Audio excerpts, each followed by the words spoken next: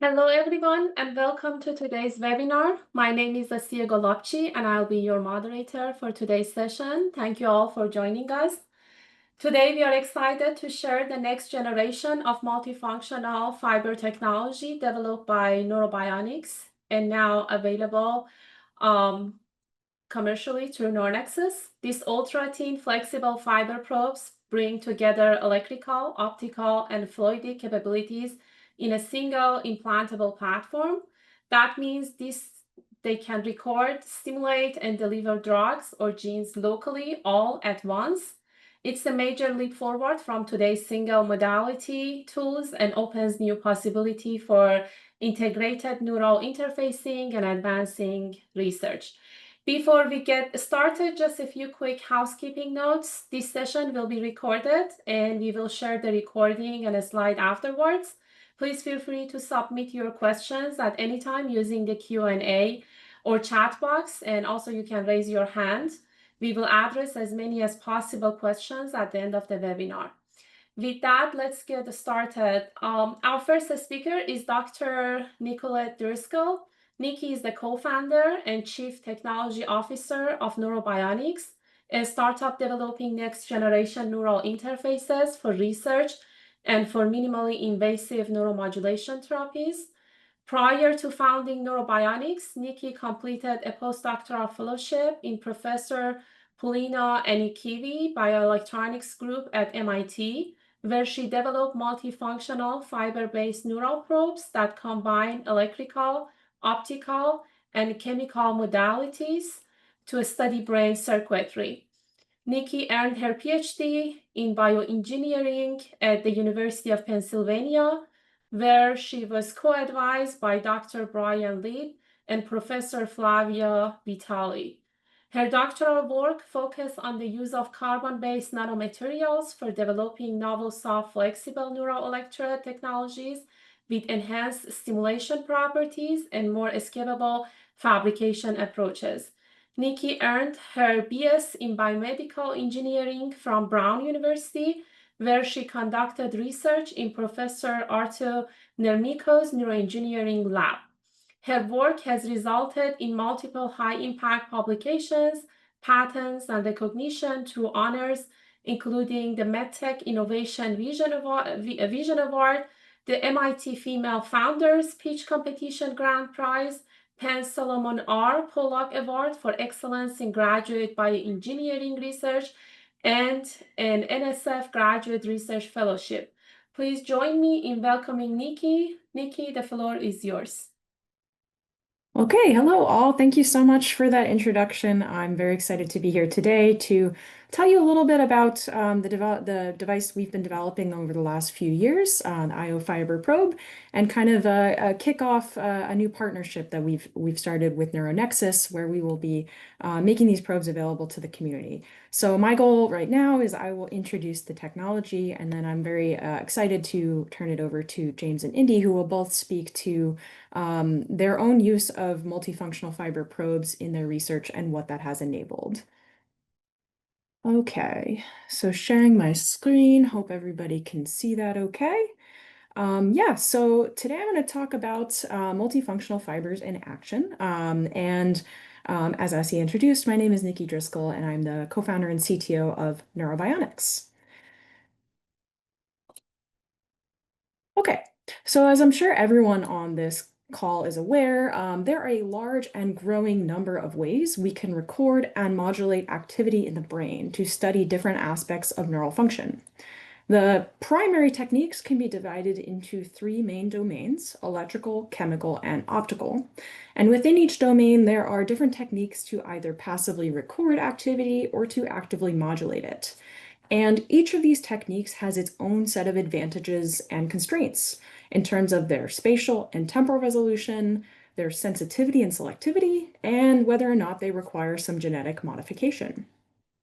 So this makes the capability to combine approaches very powerful, and multifunctional tools allow us to combine the advantages of multiple techniques to unlock some new paradigms in neuroscience research.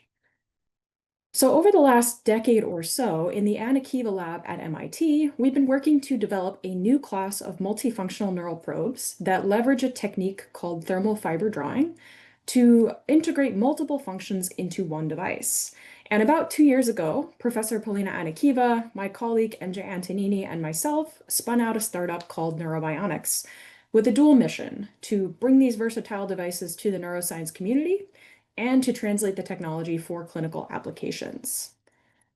So today I'm excited to share with you an introduction to the IO probe, our first product offering through a partnership with NeuroNexus. The IO probe contains 6 microelectrodes for recording and stimulation, a microfluidic channel for localized drug and gene delivery, and an optical waveguide capable of both optogenetic stimulation and sensitive fiber photometry recording, all within the tip of the probe. And the image on the right here shows a mouse that's sporting a dual implant of IO probes. In this case, the animal actually has probes targeting both the nucleus accumbens and the ventral tegmental area for studying the mesolimbic reward pathway. So this is just to showcase what one of these real implants would look like. In this case, this is actually a dual implant rather than a single probe. So the IO-fiber probe has several advantages, but really at its core, the main advantage is that it combines 5 functions into a single device. This allows complex multimodal experiments, and it allows you to perform investigations utilizing several techniques without requiring separate animal cohorts for each one. And so I'll give a few examples. The first example I want to show is kind of a key advance that we developed with this probe several years ago in the Anakiva lab, and that was the notion of one-step optogenetics, which nowadays can be extended to fiber photometry.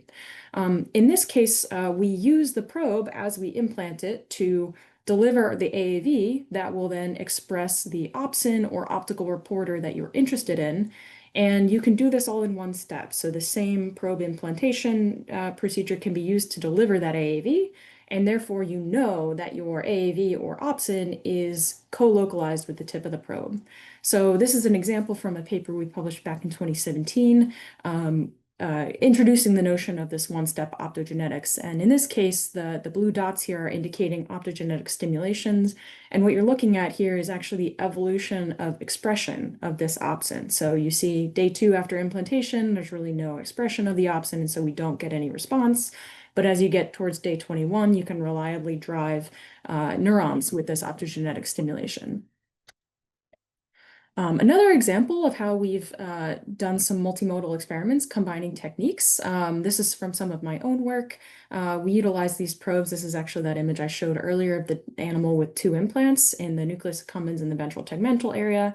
In this case, I was studying the mesolimbic reward pathway, and I'm going to show just 3 experiments that combine different functions here to kind of showcase the capabilities. So the first experiment that I'm showing here, this was all done with the probe located in the nucleus accumbens. During the implant, we used the probe to deliver an AAV that would express D-light, which is an optical reporter of dopamine.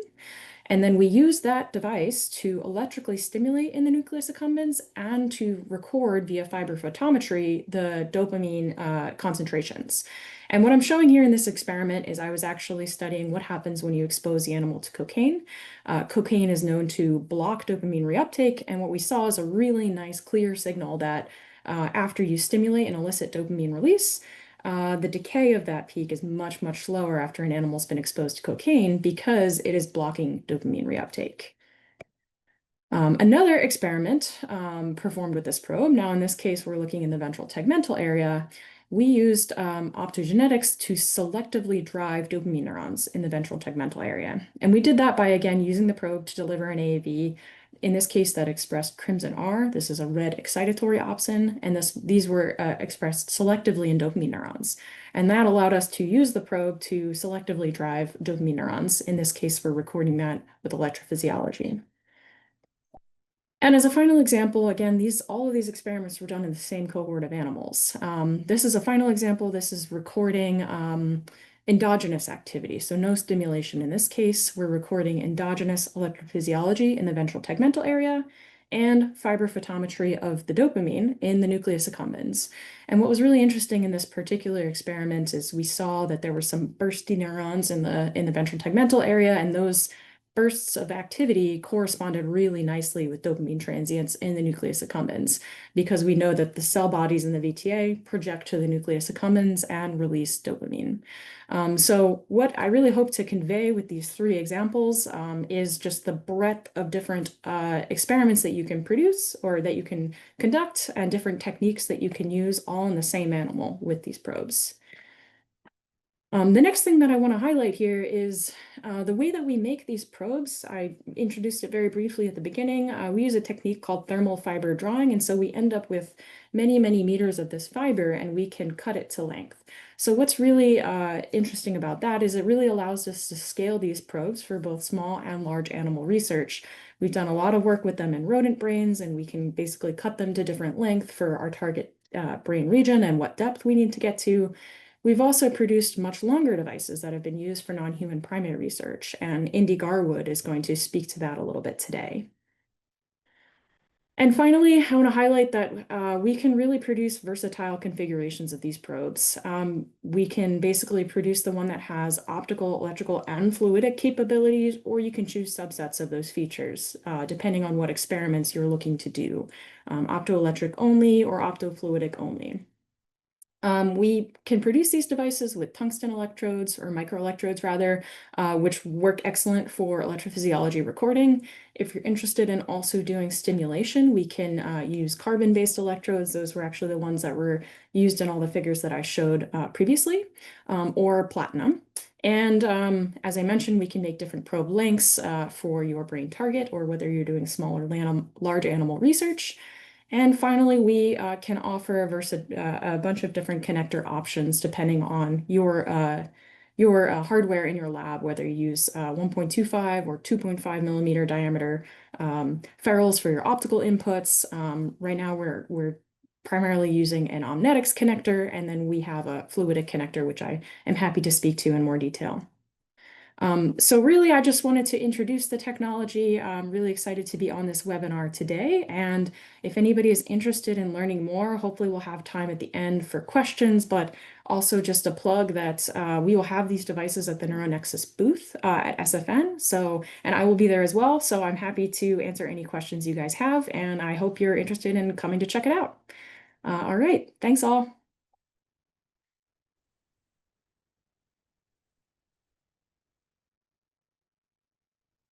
Thanks so much, Nikki, for the excellent presentation and for sharing those valuable insights. I see we have a question. So what we are going to do, we are going to leave all the questions for the end of the webinar. And now we will move on to our next second speaker. So our next speaker is Dr. James Frank. James completed his bachelor's degree in chemistry at the University of British Columbia in Vancouver, where he worked in the lab of Professor Stephen G. Withers. There, he developed fluorescence glycosides for detection of glycosides in high-throughput screen. Frank then traveled overseas for an industry job at Corden Pharma LLC near Basel, Switzerland, where he developed a large-scale synthesis of a complex glycolipid pharmaceutical. He obtained his PhD in organic chemistry at the Ludwig Maximilian University of Munich in Germany in the lab of Professor Dirk Trenner, where his research focused on the synthesis evaluation of the photoswitchable lipids. In 2017, Frank joined the bioelectronics group of Professor Polina Anikieva at MIT, where he engineered fiber-based implants to apply these photochemical probes to control behavior in freely moving rodents. He joined the Volume Institute in 2018 as a Volume Fellow and Research Assistant Professor, where his research interests focus on the role of lipids on cell physiology. In 2021, Frank was named Assistant Professor in OHSU's Department of Chemical Physiology and Biochemistry with a joint appointment in the volume. Welcome, James, and thank you for being with us today. Please go ahead. All right, thank you very much for the kind introduction. Let me see if I can get my slides working. All right, is everyone able to see my slides and also hear me? Please yell if for me. Yes, we, Great. everything good. Okay, so yeah, basically I'm gonna start off by just kind of giving you a 1,000-foot view of what my lab at OHSU is doing. We consider ourselves molecular engineers in that we design light activatable drugs to target lipid pathways, and we're particularly focused on psychoactive drugs of the cannabinoid system. So we synthesize these light sensitive small molecules, and then we use bioorthogonal chemistry or protein tags to make these light activatable drugs targetable in a cell specific manner. On the context of molecular engineering, basically this just means that we're operating on many different scales. So we spend a lot of time in the chemistry lab actually synthesizing these light activatable drugs. I'm going to speak a little bit about this today and how we do that. And then we work in very simplified cellular systems, say hex cells that are expressing our target receptor to really validate that these molecules are working in the way that we want them to do. And then when we have these molecules in hand, we assess them or test them in a variety of different in vitro, ex vivo, and in vivo settings using these multifunctional fibers that are the subject of this webinar today, with the long-term goal of eventually developing some targeted therapeutics for humans. So as I mentioned, our lab is really focused on the cannabinoid system. If you've ever visited Portland, Oregon, you've probably heard of this molecule, delta-9 tetrahydrocannabinol, or THC, which is the main psychoactive component of marijuana. THC activates two primary cannabinoid receptors, the CB1 receptor, which is an inhibitory receptor. It's one of the most abundant G protein coupled receptors in the human brain, as well as CB2 receptors, which are primarily expressed in the immune cells in the periphery.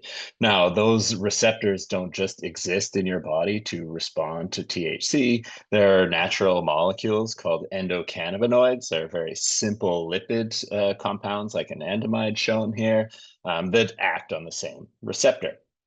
And many iterations of these endocannabinoids have been discovered that have different head groups, as I'm highlighting here with my pointer, as well as lipid tails. More than 70 of them have been identified that are circulating through all of our bodies right now. And as we've identified more of these molecules, we've started to discover more additional cannabinoid receptors. So there's a number of orphan G protein coupled receptors that are considered like the third or fourth cannabinoid receptors, as well as a number of ion channels like the TRPV1 ion channel I'm going to talk a little bit about today.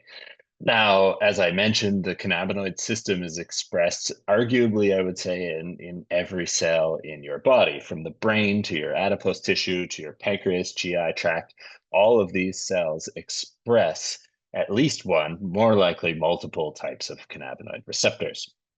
And that presents the physiologist with a real challenge, because if you start to look at the downstream signaling pathways of these cannabinoid receptors in any given cell, it gets extremely complicated. And if you just dump THC or anandamide onto your cell, you're actually going to affect multiple pathways, and it becomes very difficult to deconvolute what the physiological effect of any of these molecules or drugs are.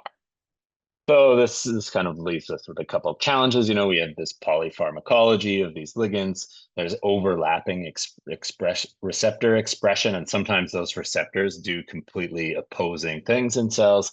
And then additionally, these cannabinoids, as I mentioned as well, are lipids. So it makes them very insoluble, difficult to handle for the typical person working in a lab. So to get around this, what we're trying to do is develop photopharmacology tools to basically allow you to control these cannabinoid molecules and their downstream signaling pathways with light. And we like light because it's the stimulus that you can apply with the most spatial and temporal precision.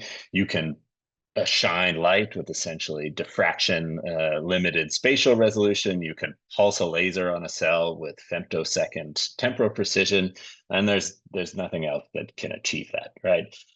Another exciting property of light is this concept of orthogonality. You know, there are many colors of light across the ultraviolet and visible spectrum where we're typically working.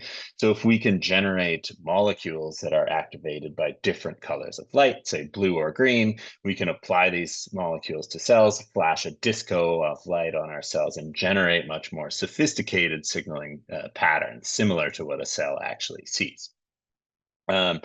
As how we actually do this, like many of you have heard of optogenetics, where you take your light sensitive protein like crimson or channel rhodopsin, express it in cells. What we do is actually synthesize these light activatable drugs that can be isomerized between two different states, say an active and an inactive state, using two different colors of light. And that essentially allows us to tune on demand the activity of our drugs. How we actually go about doing this in practice is leveraging this molecule called an azobenzene. It's a relatively simple molecule that exists in two states. In the dark, it's in the trans form, which is very flat and nonpolar. It kind of looks like a surfboard. And when we irradiate this azobenzene with UV light, it isomerizes to the cis form, which is much more bent. These rings contort in relation to each other, and there's actually a dipole moment. So it's a more polar molecule. The azobenzene itself, when it is in the cis form, we can actually switch it back to the trans with blue light, and we can do this over hundreds or thousands of cycles without any desensitization. Now, the magic really happens from a medicinal chemistry perspective when we go and attach a drug onto this azobenzene. When we can do this successfully, you now have the opportunity to apply your drug in an inactive configuration to a neuron, for example, turn it on with one color of light to trigger action potential firing, and then on demand shut the molecule back off. All right, that's the basic principle of what we're doing here.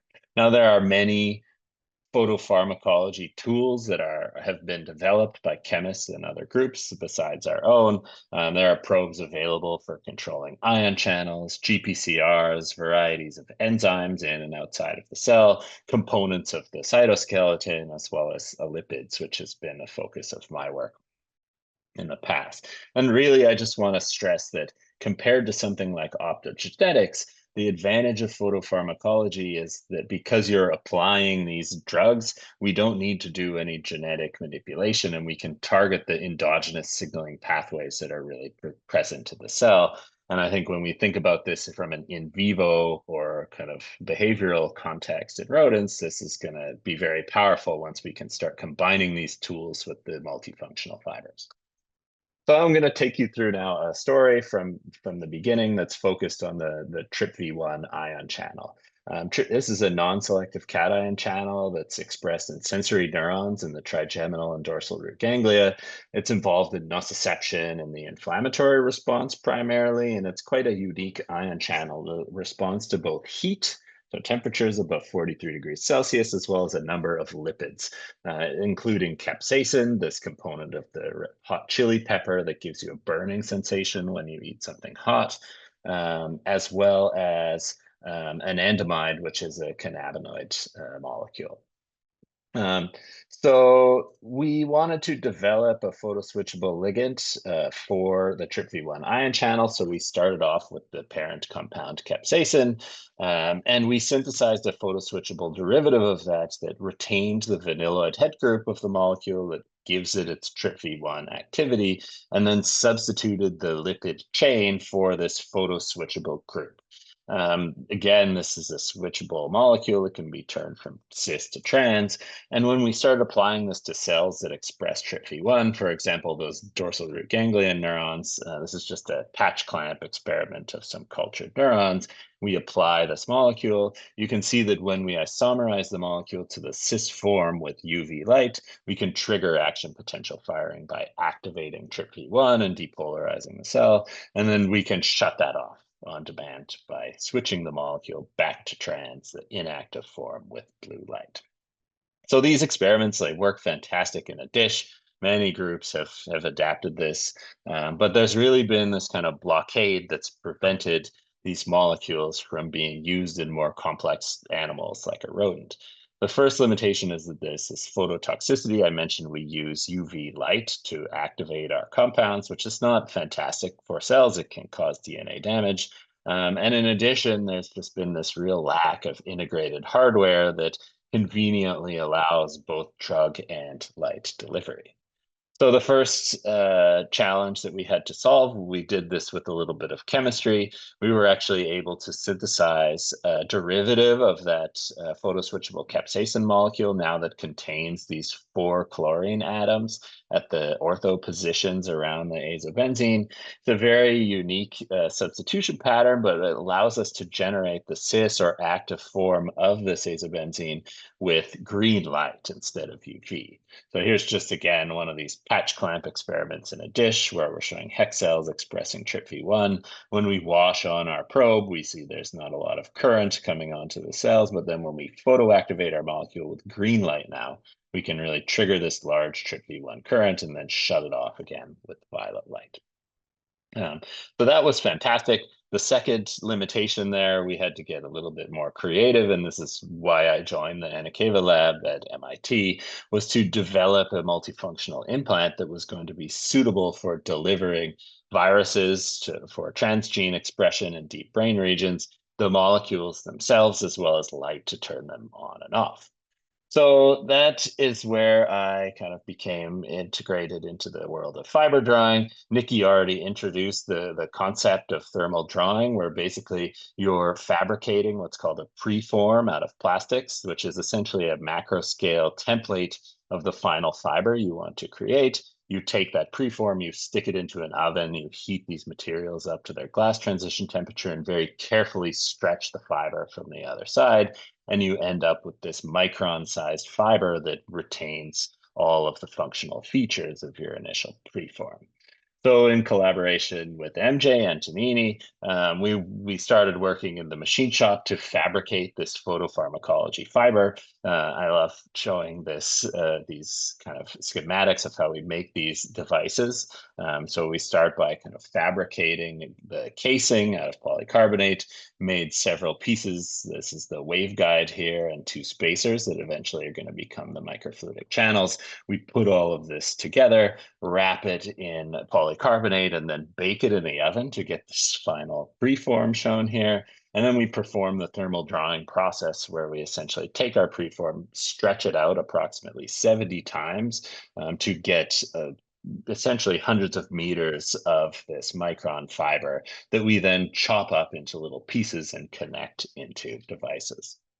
I also never show this slide, and I'm going to show it here because I just want to give you a sense of what we had to go through 5 years ago to actually generate these devices. So we have all of this fiber, we would chop it into small little pieces, and then we would need to connect it and turn those pieces into the device. We would do that by kind of etching away the polycarbonate casing to leave just the waveguide, which we could glue into the optical ferrule that's shown here. Then very tediously under a microscope, we would take a scalpel and open up those microfluidic channels, do a couple of clever manipulations with a syringe to slide that fiber onto 2 pieces of Tygon tubing, and then with 5-minute epoxy encase the whole thing to seal it up. And so on the side, you have our drug delivery channels, and this is the optical ferrule that will eventually be connected to light. And I think it's really been a heroic effort by Nikki and MJ that have really solved a lot of this connectorization problems. And now with this collaboration between Neurobionics and Neuronexus, you're going to be able to just purchase these devices without having to go through all of this, which is really going to be great for our lab as well.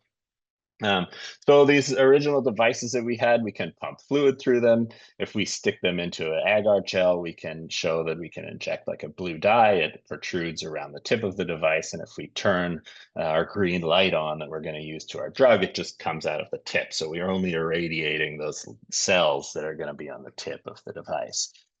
With the plastics that we are using for the waveguide, they're very transmissible across the UV and visible spectrum. So these devices are going to be compatible to do drug delivery with any kind of light activatable tool or optogenetic effector you're interested in using in your experiments. With the devices in hand, we decided to start targeting the mesolimbic dopamine system. Our lab is particularly interested in the VTA dopamine neurons, which are activated by drugs of abuse and salient stimuli. There are many cannabinoid receptors at all areas of this mesolimbic circuit, and it's really kind of a black box as to what these cannabinoid receptors do in terms of like cell-specific modulation of reward activity. So we started to target these fibers or neurons in the VTA.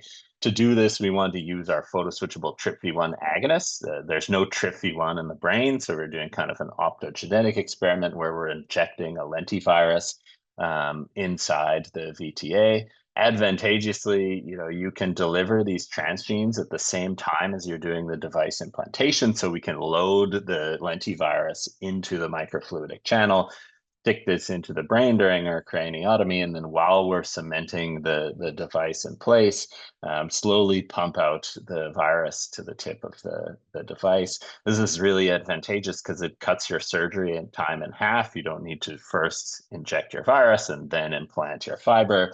And you also are guaranteed that your device or virus is going to be expressed right at the tip of the device where you want it to be. And we were able to confirm a few weeks later that we had TRPV1 expression in the VTA. We started off then by testing just the microfluidic channels. So we injected capsaicin through the microfluidic channels into the VTA, and we were able to see activation of those VTA neurons, as well as downstream neurons in the nucleus accumbens in the PFC by CFOS immunoreactivity. We wanted to then test whether we could do this in a light-dependent fashion. So we delivered now our red shifted photoswitchable capsaicin in conjunction with either blue or green light. And we could, as we would expect, show that the molecule in combination with the green light, which generates the more active form of our molecule, more strongly activated the mesolimbic circuit. So that was fantastic.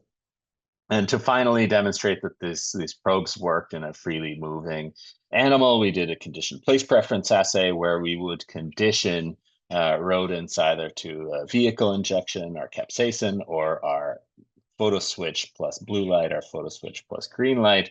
And what we were able to find gratifyingly was that, especially if you focus on the right here, where we're looking at our photoswitch, the mice preferred to spend time in the portion of the CPP chamber where we injected our drug in conjunction with the green light. So we know that the device is working both in terms of optical and fluidic delivery. So moving forward, this is a great experiment, but what we really want to do is start targeting in a cell-specific manner those endogenous cannabinoid receptors. We're focusing on developing light-activatable drugs to control THC. So, for example, we've made a light-activatable THC derivative that we can turn on and off, again with UV and blue light in this case.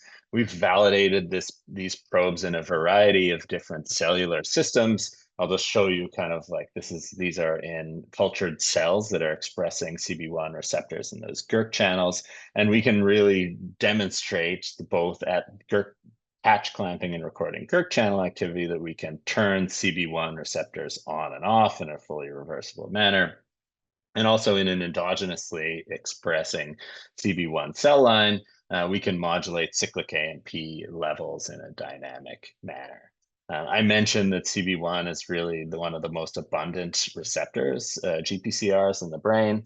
And our big problem that our lab is interested in is what if we want to target or study specific pools of cannabinoid receptors that are expressed either on one population of neurons or maybe on a glial cell like an astrocyte.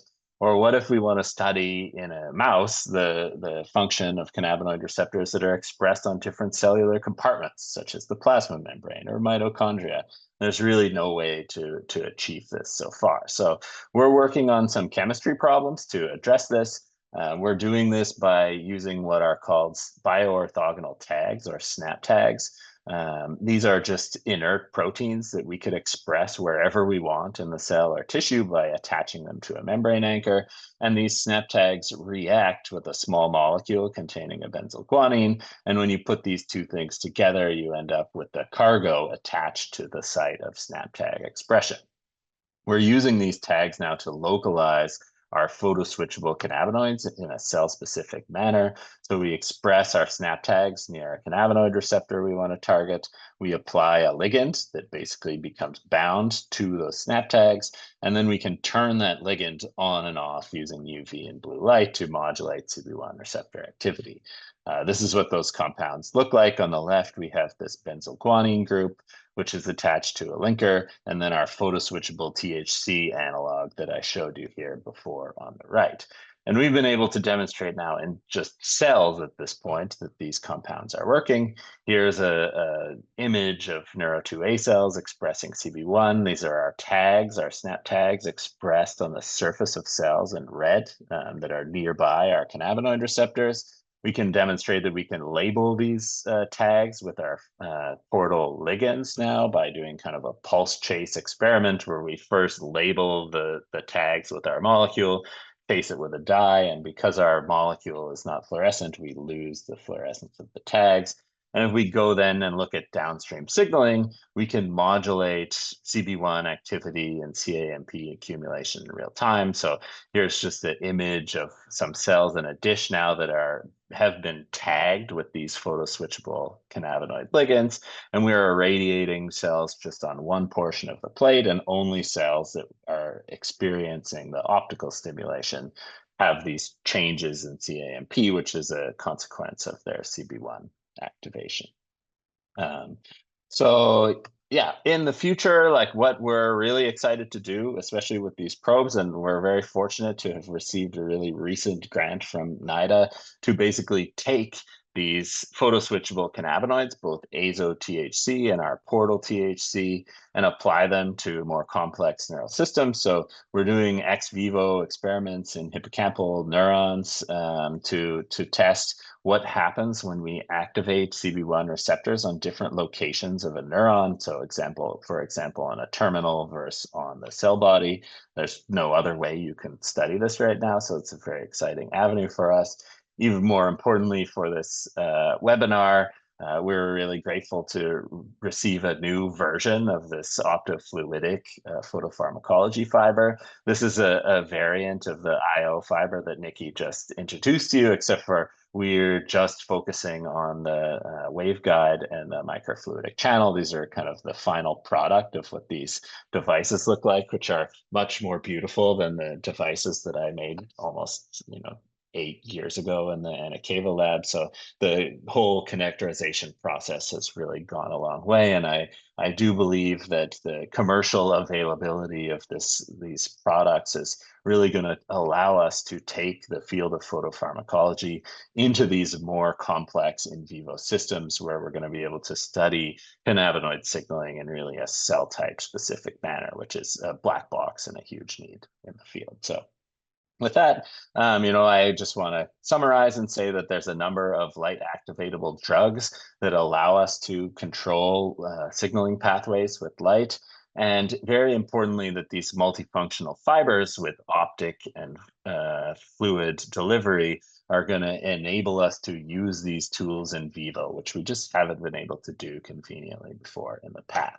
Our lab is generating a whole suite of chemical probes for other cannabinoid receptors and ligands. I always love to ask my audience, like, what's your favorite ligand? If you're interested in collaborating or have some ideas of new probes that can be beneficial for your research, please don't hesitate to reach out to me.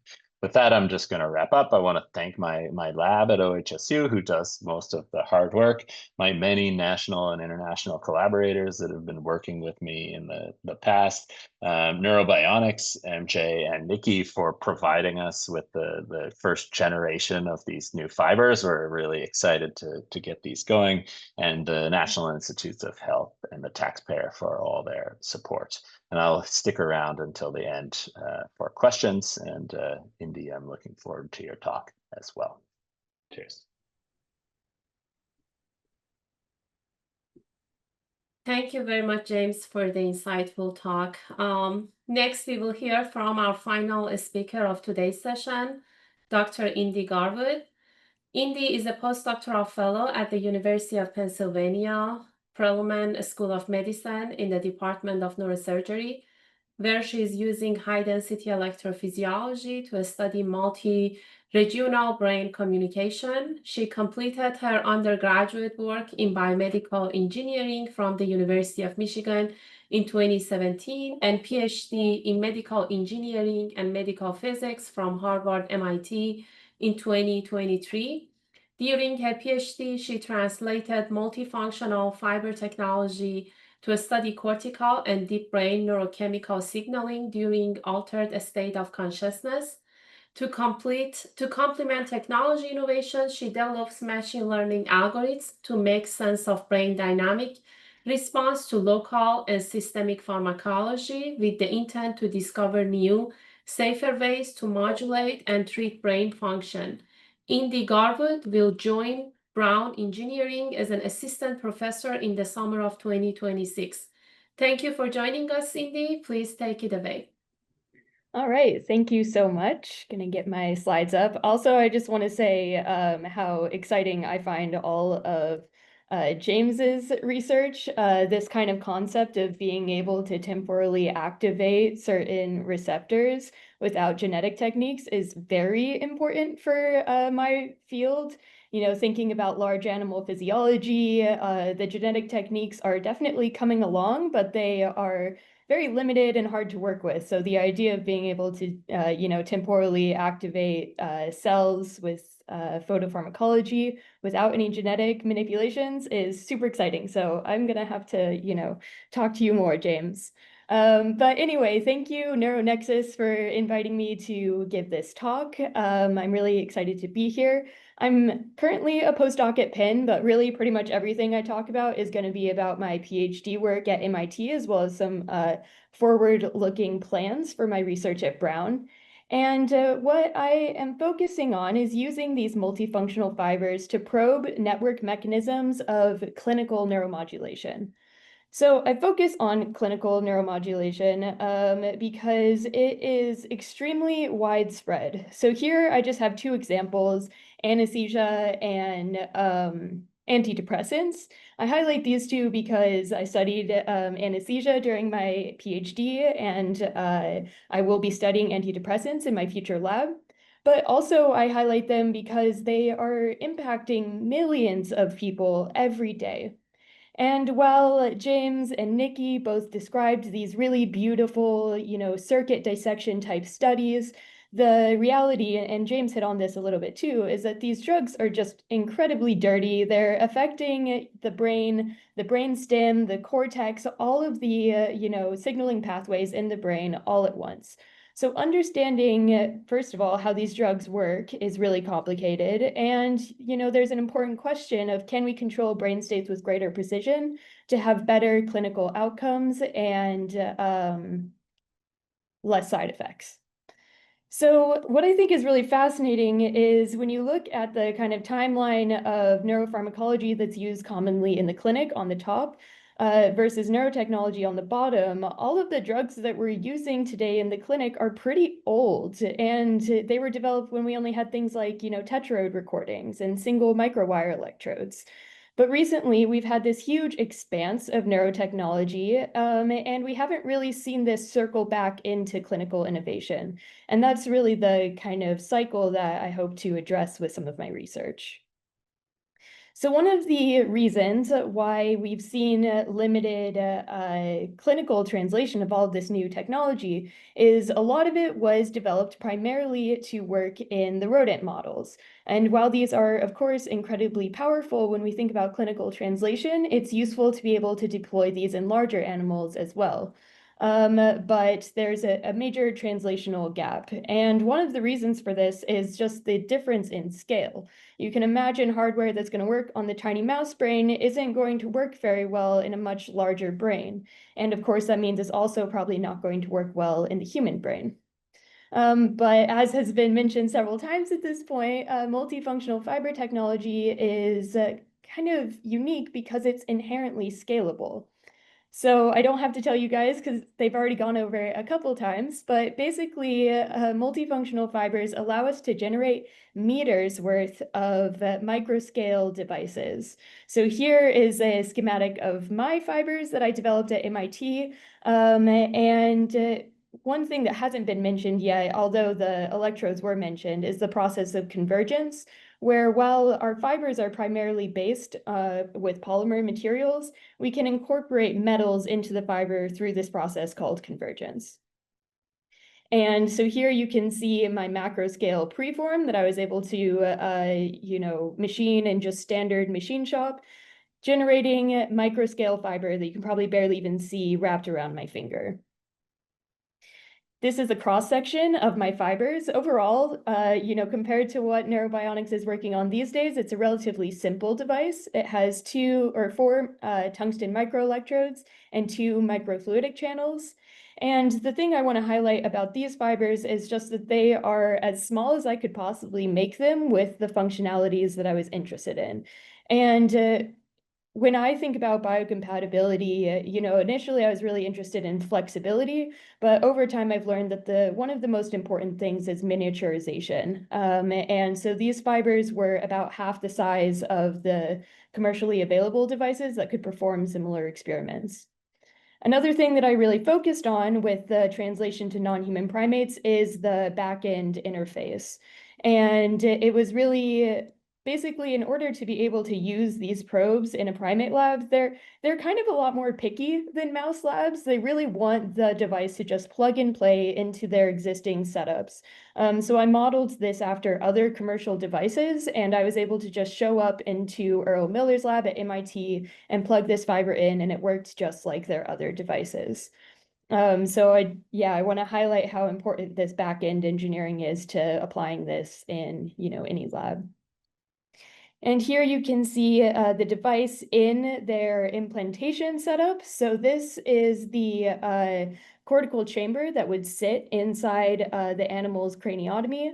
And then you can see that with this kind of stabilizing point that I developed here, we can interact with the microdrive systems used commonly in primate research.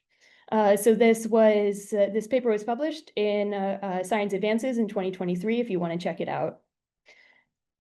To demonstrate the value of these devices, we implanted them in the premotor cortex and delivered GABA, which is an inhibitory neurotransmitter. And here you can see the raw electrophysiology collected from the fiber. And here we're recording 2 single units indicated in blue and yellow. And you can see that when we deliver GABA, there is an inhibition of the neuronal firing. So summarizing that here with the firing rate, you can see that with smaller volumes of GABA, we have kind of a temporary inhibition. And then with a larger volume, we have a much longer duration inhibition. And from a technology standpoint, it was really important to us that we record this recovery phase as well, because it demonstrated that we aren't just, damaging the tissue with this infusion and pushing all of the neurons out of the way, but actually inhibiting them. And this was in collaboration with Alex Major, who I think is actually in the audience. So hi, Alex. And to take advantage of the fact that, we're working with these highly intelligent animals, we delivered this drug while the animal was performing a cognitive task. So this is the delayed match to sample task. It is a working memory task where the animal has to hold information in their memory for a short period of time. If you're interested in learning more about the behavior, I'm happy to talk about that afterwards, but I'm going to kind of gloss over some of the details and just get at the results related to the GABA infusions. So here we're looking at a raster plot. On the x-axis is within trial time, and on the y-axis is across trial time. And we can see the black dots indicate every time this neuron fires. And we can see that before GABA was administered, this neuron has a very, complex pattern of activity related to the task. And then when GABA is administered, there is an inhibition and then a recovery. You can see that summarized in these peristimulus time histograms. And I was really interested in characterizing the dynamics of this. So with my second co-advisor, Emery Brown, who really pioneered state space models for neuroscience research, we were able to track the dynamic effects of GABA on this task-evoked activity. And we found that this neuron had a differential response in rewarded trials versus non-rewarded trials. So it was encoding information about whether or not the animal was successful. And before GABA, there was a difference between rewarded and non-rewarded trials. And after GABA, there was also a difference, but the pattern of activity had changed. So only by accounting for these dynamics were we able to see that the neuron was encoding information. It had just changed the exact way it was encoding information. And in summary, what we found is that local inhibition of a small population of neurons can change the information they encode. And we hypothesize that this allows the brain to maintain stable behavioral states in the presence of, changing neural excitability like neuromodulation. So going forward, we wanted to see if we could target some of these deeper brain structures that Nikki and James alluded to. And when you want to get into the deep brain, especially in a larger animal, you have this incredible challenge of the fact that deep in the brain, there's all of this really critical life-supporting vasculature. And again, the fibers are really well suited for this problem because not only can we make them any length, as has been highlighted, but they're flexible enough that you're really unlikely to pierce through one of those vessels and cause, a major event. So we implanted these fibers into the putamen of a macaque. Here you can see the MRI. And the putamen is also part of the brain's reward system in directing goal-directed behavior. And we were able, again, to record single unit activity all the way deep in this brain structure, which was quite a feat. And again, we see that there's a differential pattern of activity in rewarded and non-rewarded trials. And again, we could see that this pattern of activity was changed in the presence of a local GABA infusion.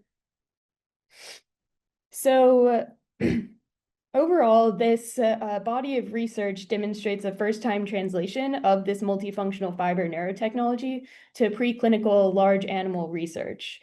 And with localized receptor-specific modulation, we could interrogate how the dynamic response to neuromodulation manifests in the context of complex cognitive behavior that you can really only perform in larger animals.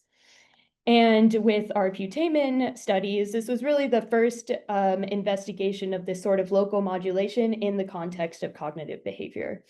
And of course, this was really just primarily in this paper, a technology demonstration, but I think this is incredibly powerful and is definitely going to be a tool in my future lab and hopefully can be relevant to many non-human primate labs throughout the country.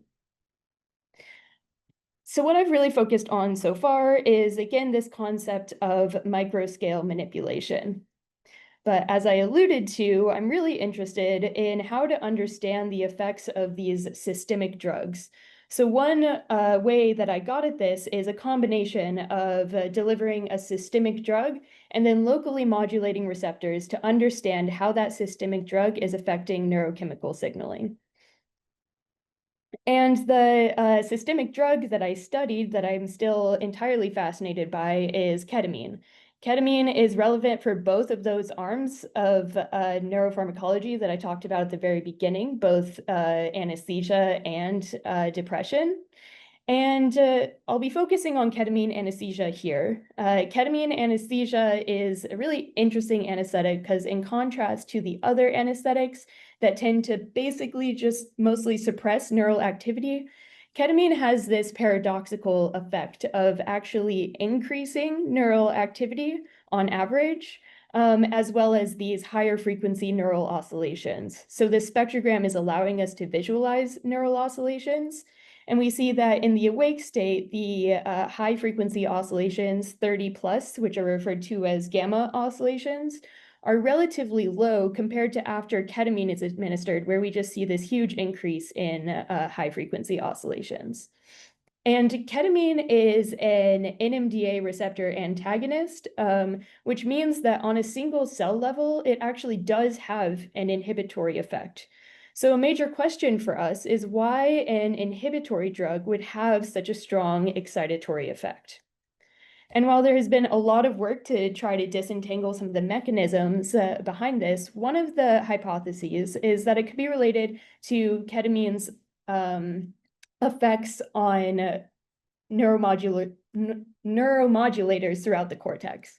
So ketamine has been demonstrated multiple times to elevate cortical acetylcholine, and cortical acetylcholine tends to have an excitatory effect. So we wanted to determine if this is contributing to the high frequency oscillations that occur during ketamine anesthesia. And to accomplish this, we locally delivered an acetylcholine receptor antagonist, mecamorphin. Mecamorphin is a nicotinic receptor antagonist for those who are interested in the details. And so here is our timeline of this experiment. So we delivered a bolus of ketamine, a high dose bolus, so an anesthetic dose. And then we either performed an intracranial infusion of ACSF, which is our control, or a varying concentration of this acetylcholine receptor antagonist. And you can see that at this high concentration, MEC had a dramatic reduction in the high frequency oscillations.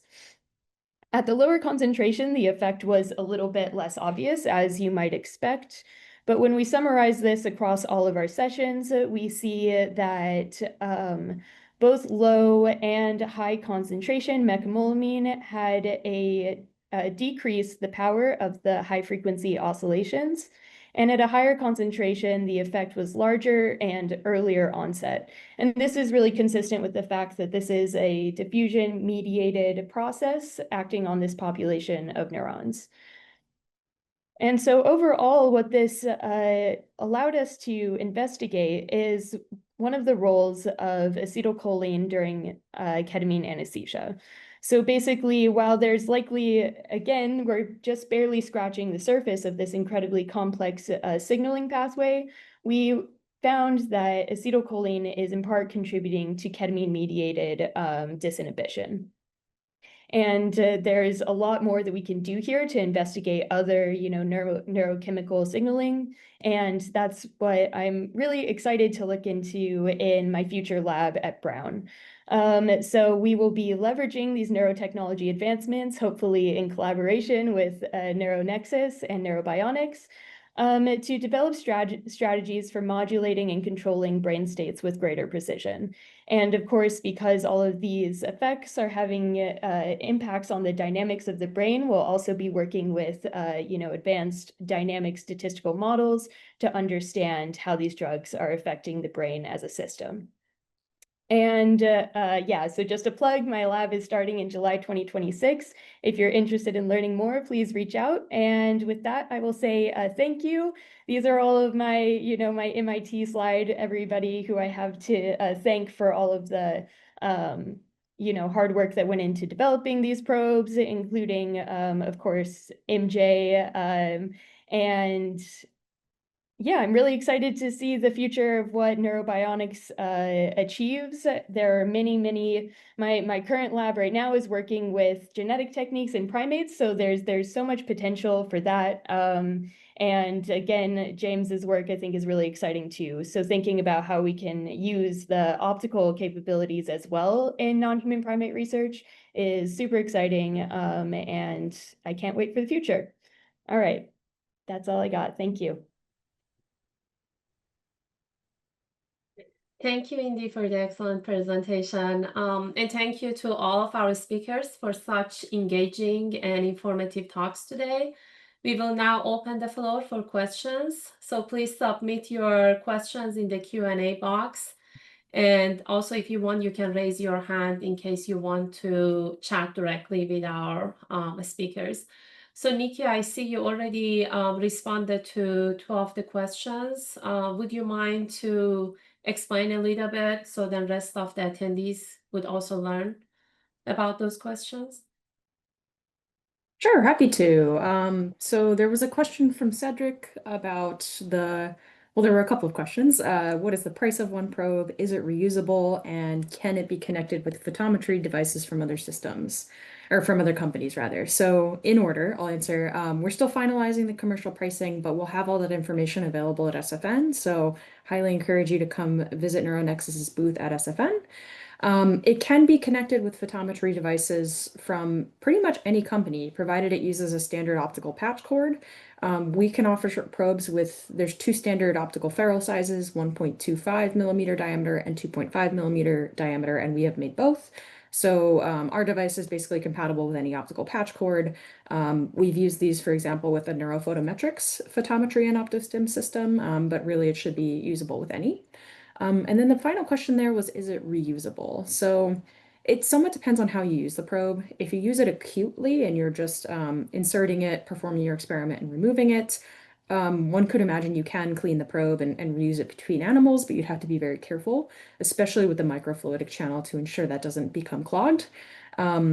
Primarily, however, we've used these probes in a chronic context, and generally in that case, we are implanting it, cementing it to the skull, and it is staying in the animal for weeks or months. In that case, I would say they're not very practical to reuse. And then there was one other question that came up in the chat from Mariangela, which was, can you do optogenetics, fiber photometry, and electrophysiology all in the same brain region? And the answer to that is yes. You have to be a little bit careful in how you select your fiber photometry versus optogenetic wavelengths so that they don't interfere with one another, but most of today's modern photometry systems have very good filtering. And as long as you select wavelengths carefully, for example, if you're doing fiber photometry recording of a green optical reporter and you're stimulating a red opsin, you can generally differentiate the signals without too much bleed over or artifact, and you can definitely record electrophysiology in the same brain region at the same time. That's really the crux of this technology. So yeah, those are the questions that were already answered in the chat.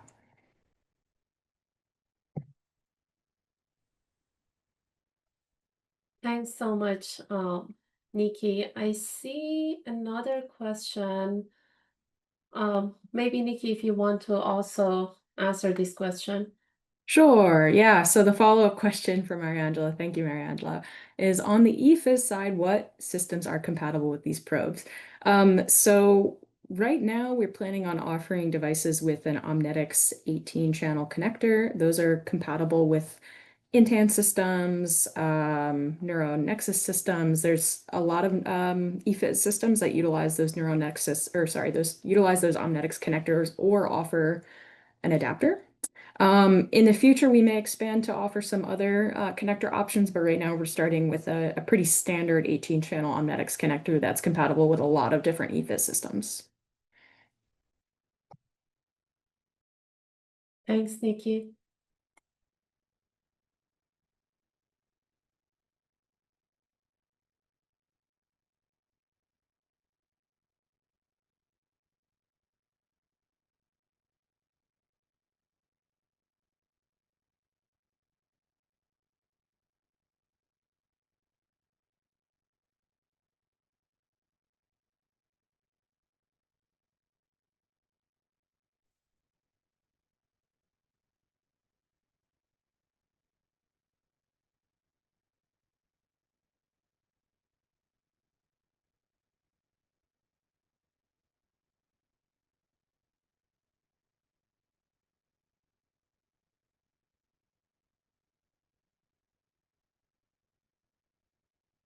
So since we are waiting for other questions, just to mention, please visit our booth at SFN, and we will have the samples available for you.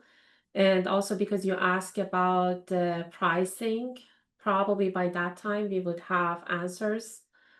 So we would love to meet you at SFN and discuss more about this product.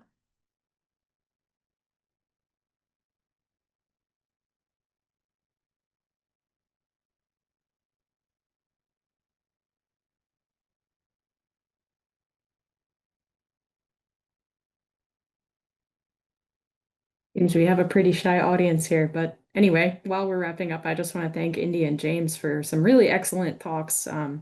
Hopefully it gave a good flavor of some of the different research questions you can start to get at when you can have these different functionalities in one probe. So really, really awesome talks, James and Indy. Thank you both. Thank you. Yeah, very happy to be here again. And I will also be at SFN if you want to come bother me. I'll be presenting over on the dark side narrow pixel results. But you know, again, all of these multifunctional devices I'm going to be using in the future. So don't think I've, you know, crossed over too far.